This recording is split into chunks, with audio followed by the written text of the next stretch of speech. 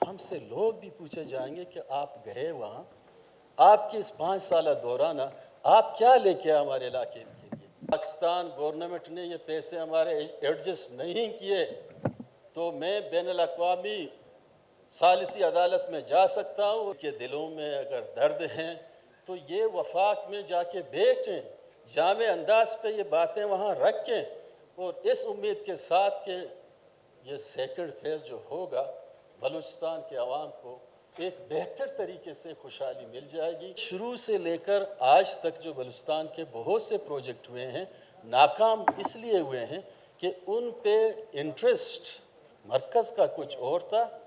اور یہاں کے لوگ جو نمائندہ ہم آتے ہیں، مرکز جو بھی فیصلہ کرتا ہے ہم اس کے ہان میں ہان ملا کے، یہ ہونا نہیں چاہیے۔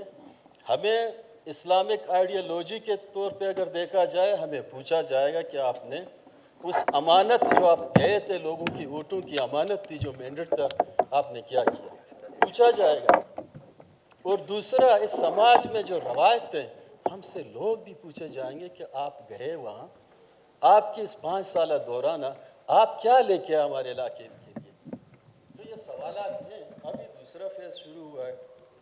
اگر دوسرا فیز 6 مہینے کے بعد، سال کے بعد، 5 سال کے بعد ختم ہوا تو گوادر کا وہی سمندر، گوادر کا وہی پورٹ، اور جناب اسپیکر صاحب آپ کو پتہ ہے کہ چائنا نے جو پیسے دیے تھے صرف بینک سے نکال کے نہیں دیے تھے، وہاں کے جو سرمایہ دار تھے انہوں نے یہاں انویسٹ کیا، وہاں کے گورنمنٹ نے سے یہاں لون لیے گئے، اور چائنا نے ان کے عوض گوادر پورٹ بمائے 40 کلومیٹر کے ریڈیس میں انہوں نے ضمانت کے طور پہ لیا ہے کہ اگر کہیں پاکستان گورنمنٹ نے یہ پیسے ہمارے ایڈجسٹ نہیں کیے تو میں بین الاقوامی ثالثی عدالت میں جا سکتا ہوں اور اس پورٹ کو اپنے تحویل میں لے سکتا ہوں۔ تو یہاں بلوچستان کے عوام کی کیا قصور ہے؟ آج اگر گوادر کے 2-3 لاکھ کی آبادی میں 5% وہاں نوکری ہے نہیں، وہ بیچارے کہاں جائیں، اپنی آواز کہاں تک لے جائیں؟ اسی لیے یہاں پیپلز پارٹی کی گورنمنٹ، نون کی گورنمنٹ،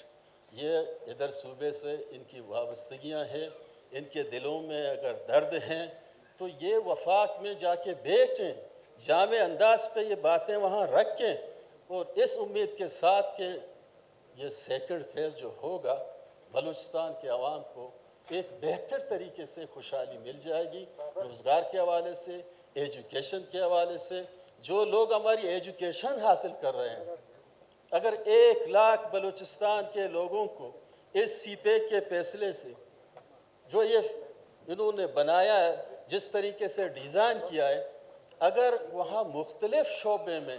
لوگوں کو علم حاصل کرنے کے لیے